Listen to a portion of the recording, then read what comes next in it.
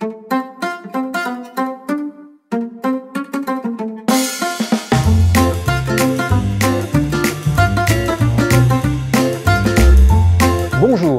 Selon l'Observatoire national de la sécurité électrique, sur 200 000 incendies d'habitation, 50 000 sont d'origine électrique.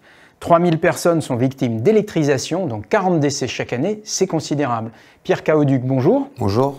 Vous êtes expert travaux au sein de Copro Services, donc de l'ARC. Quelles sont les dispositions réglementaires, les précautions en matière d'installation électrique dans une copropriété? Tout d'abord, j'aimerais rappeler que les installations électriques des parties communes sont alimentées en triphasé sous une tension de 230-400 volts. Les installations électriques des parties communes vont de l'appareil de commande au disjoncteur de branchement jusqu'aux bornes d'alimentation des luminaires et radiateurs. En matière de sécurité électrique, il y a des règles qui s'appliquent. Pour les constructions neuves et les rénovations complètes réalisées après l'arrêté du 22 octobre 1969, c'est la norme NFC 1500 qui s'applique. Pour les logements construits avant 1969, si aucun travaux de réfection n'ont été réalisés à ce jour, vous avez deux possibilités. La première possibilité, c'est une mise aux normes complète de l'installation. C'est la solution la plus onéreuse. La deuxième possibilité, c'est de réaliser uniquement des travaux visant à respecter 6 points de sécurité d'une installation électrique. Quels sont les 6 points à contrôler? Le premier point, au rez-de-chaussée de l'immeuble ou au sous-sol, vous devez retrouver un appareil général de commande et de protection. Donc la GCP permet de couper rapidement l'alimentation de toute l'installation électrique. Le deuxième point, vous devez avoir un dispositif de protection différentielle, donc qui se trouve dans le tableau électrique.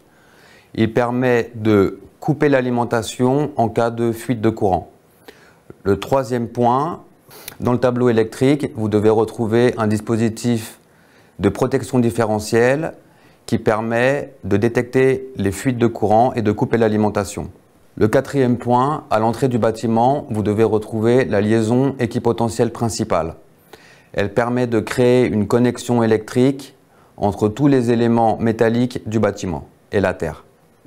En cinquième point, afin d'éviter les risques d'électrocution et d'incendie, vous devez vérifier que vous n'avez aucun matériel électrique vétuste, inadapté à l'usage ou présentant des risques de contact avec des éléments sous tension.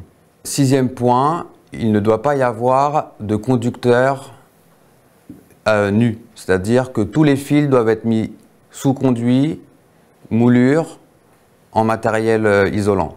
Alors, y a-t-il donc des exigences minimum? Oui, un dispositif de coupure générale en tête de l'installation. Ce dispositif est dans un local technique fermé à clé et accessible uniquement aux personnes autorisées.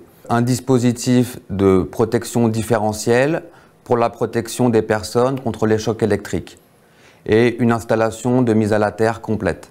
Alors, est-ce que ces exigences s'appliquent à toutes les zones dans l'immeuble? Non, sont concernés par ces exigences les halls d'entrée, les couloirs, les coursives, les escaliers, la loge du gardien, les locaux mis à disposition collective, comme par exemple le local vélo et les locaux vide-ordures. Ne sont pas concernés par ces exigences les locaux des services généraux, les installations collectives de distribution de téléphonie et d'Internet et les installations de distribution publique d'énergie. Merci beaucoup Pierre. Alors en résumé, les immeubles doivent respecter des règles en matière de sécurité électrique primordiales pour la sécurité des biens et des personnes. 6 points de sécurité doivent être obligatoirement respectés. Une installation électrique doit posséder au minimum un dispositif de coupure générale, un dispositif de protection différentielle et une installation de mise à la terre. Les préconisations de l'ARC, c'est vérifier que tous les éléments métalliques de la construction, dont les canalisations d'eau, de gaz, de chauffage central, sont correctement reliés à la borne principale de la terre. Attention cependant en cas de remplacement des canalisations en plomb, car cela entraîne un changement dans la sécurité des installations électriques. Il faut s'assurer que la continuité du circuit de terre est bien maintenue Et puis en cas d'installation vétuste, faire contrôler les 6 points de sécurité par un électricien avant de se lancer dans une remise aux normes complète. Le local technique hébergeant les installations électriques doit être facilement accessible au secours. Il est interdit d'y entreposer du matériel ou des objets. Si vous souhaitez avoir plus de renseignements dans ce domaine, n'hésitez pas à vous procurer le précieux guide de l'ARC sur le sujet, les réseaux électriques en copropriété. Et puis bien sûr, vous pouvez contacter Pierre Cauduc à Copropriété Service. Il vous répondra dans les plus brefs délais. Voilà. Merci encore Pierre. Merci. Et merci à vous de votre attention et à très bientôt.